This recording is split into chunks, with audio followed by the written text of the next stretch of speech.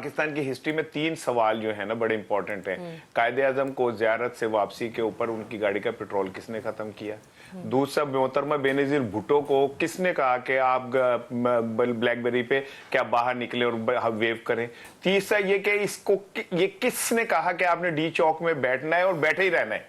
ये $1 मिलियन का क्वेश्चन है। अगर इसका जवाब मिल जाए तो मैं कौमी खजाने में जमा करवा दूंगा। चलें ठीक है, मुझे ब्रेक लेने का कहा जा रहा है। किसने कहा कि आप डी चौक में रहना है? इसाराना साहब, ये देखिए, एक जो सियासी लीडर होता है उसको पता होता है उसने वर्कर को किस हद तक मोबिलाइज करके रखना है, क्या हिदायत देनी है, क्या मैसेज कन्वे करना है। क्योंकि बुशरा बीबी माना कि उन्होंने सब लोगों को इंटैक्ट करके रखा, लेकिन जाहिर सी बात है बार बार आकर वो बाहर कंटेनर पर खड़े होकर खिताबात नहीं कर सकती थी। तो ये वहां पर मौजूद जो मर्द हजरात की लीडरशिप थी, ये उसकी जिम्मेदारी थी। अब मैं सही कह रही हूं तो मुझे बताइएगा। बताए ना कि वहां पे था कौन जो उस चीजों को संभालता? एक गंडापुर तो उस टाइम जो वर्कर थे उनके हाथों अगवा हुआ आदमी था, उसको तो वॉशरूम जाने की इजाजत नहीं थी। जो बुशरा बीबी थी वो बाहर निकलती थी कोई बोल के, चाहे वो एक खातून है 60 अराउंड, और फिर उसका पहला एक्सपीरियंस था। तो होना तो ये चाहिए था कि जो पीटीआई की लीडरशिप थी वो वहां मौजूद होती, जो लोगों को लेके चलती, उन्हें ऑर्गेनाइज करती, उनको कुछ करती, लेकिन था ही कोई नहीं वहां पे। और ये बात देखे, मैं एक बात बताऊं, ये बड़ा तकलीफ दे जुमला है, I am proud to be a Punjabi, लेकिन पंजाबी क़यादत ने एक बार फिर साबित किया कि बड़ी बुज़दिल है ये। एक बार फिर साबित किया कि ये ना हमेशा ताकतवर के एजेंट रहे। हमेशा इन्होंने ये साबित किया कि ये मुफादात के गुलाम लोग हैं, और इस बार भी यही साबित हुआ। और एक मेरा जुमला ले लीजिएगा, पाकिस्तान की हिस्ट्री में 3 सवाल जो है ना बड़े इंपॉर्टेंट हैं। कायदे आजम को जियारत से वापसी के ऊपर उनकी गाड़ी का पेट्रोल किसने खत्म किया?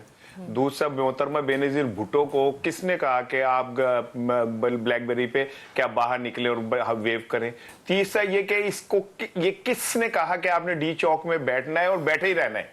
ये $1 मिलियन का क्वेश्चन है। अगर इसका जवाब मिल जाए तो मैं कौमी खजाने में जमा करवा दूंगा। चलें ठीक है, मुझे ब्रेक लेने का कहा जा रहा है। किसने कहा कि आप डी चौक में रहना है? नसीम सिद्दीकी साहब, आप बैठे तो जरूर बाहर हैं, लेकिन मुझे ये बताएगा, पल पल की खबर यकीनी आपको अपने पाकिस्तान की भी होगी। क्या हुआ फिर ऐसा कि क्या वाकई बुशरा बीबी लीड कर रही थी या अली अमीन गंडापुर साहब कर रहे थे? और अब तक तो हमने क्या कहते हैं सिर्फ अली अमीन को ही भागते हुए देखा था। कल तो बुशरा बीबी भी निकली डी चौक से और पहुंची मानसेरा, समझ नहीं आया। ज़रिया, बहुत शुक्रिया। हमारा दिल जो है ना, जब सुबह आंख खुलती है तो पाकिस्तान के साथ धड़कता है, और पल पल की खबर जो है वो इसार राना और रिजवान रजी साहब तरह के जो भाई हैं हमें देते रहते हैं, और हम भी उसमें लगे रहते हैं। अच्छा, मुझे एक शेख रशीद का, जो वैसे तो वो बड़ी फिक्रेबाजी करते हैं, पर एक फिक्रा उनको मुझे अक्सर याद रहता है, behind every case there is a face. तो ये तो था।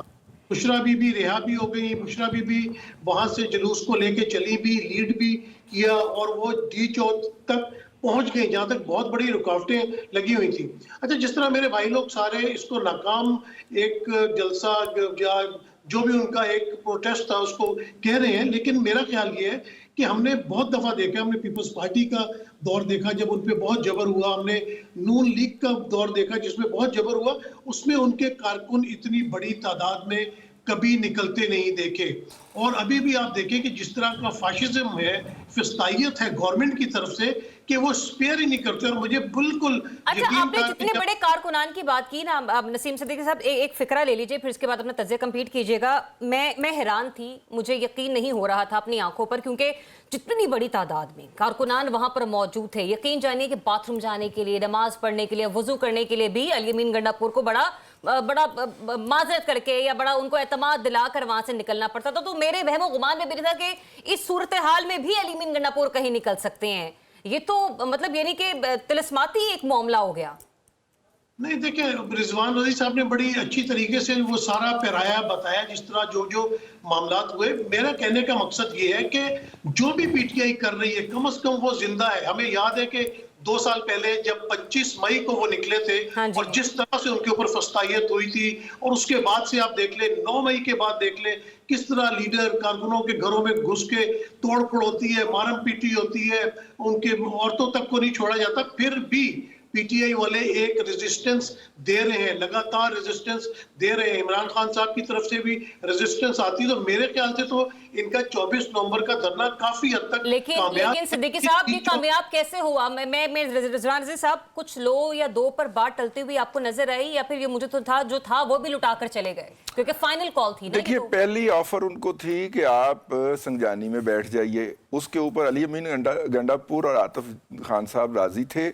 बुशरा बीबी ने वीटो किया कि नहीं, हमें आगे जाना है, हमें एक दफ़ा डी चौक को टच करना है। फिर जब डी चौक से पहले उनको ऑफर थी कि आप कलसूम प्लाजा और उससे पहले पहले अब जो है कोई जगह ले लीजिए, उन्होंने कहा कि जनाब हम एक दफ़ा जाएंगे और फिर वापस ज़रूर आएंगे। देखिए, आप एक टेक्निकल बात को भूल रहे हैं, और वो टेक्निकल बात ये है कि उनका क्राउड रिप्लेस होना था।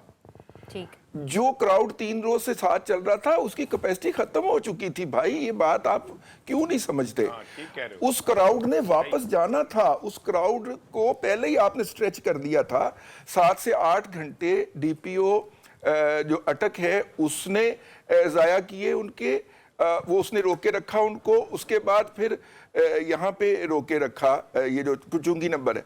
तो अगर ये उनके 12 से 18 घंटे जाया ना होते तो वो पहले पहुंच जाते, तो उतनी ये वर्कर जो थे ये रिप्लेस होने थे। एक तो वो डिले हो गया, अब इन वर्कर वो थक चुके हुए थे भाई, उनकी आंखों में नींदें थी भाई, उन्होंने वापस पलटना था। वो जैसे ही वापस पलटे हैं तो वहां पे जो क़यादत थी, जिसको उस वक्त देखे, क्राउड को ग्राउंड पे निकाल लेना कोई फन नहीं होता भाई।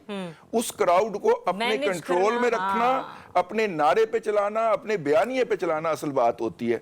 मौजूदा क़यादत जो थी पीटीआई की, जो कंटेनर पे चढ़ी हुई थी, उन्होंने क्राउड तो निकाल लिया और उसको लीड भी कर लिया, लेकिन जब उस क्राउड को मैनेज करने का बात आई तो वो प्रॉपरली मैनेज नहीं कर सके। अच्छा, अब ये किसकी नाकामी है? साराना साहब, एक ये पंजाब से नाकामी है, ये हमाद अजहर साहब की नाकामी है, जिन्होंने रिप्लेसमेंट लेके जानी थी। अली अमीन साहब का एहतसाब कर लेना थोड़ा सा।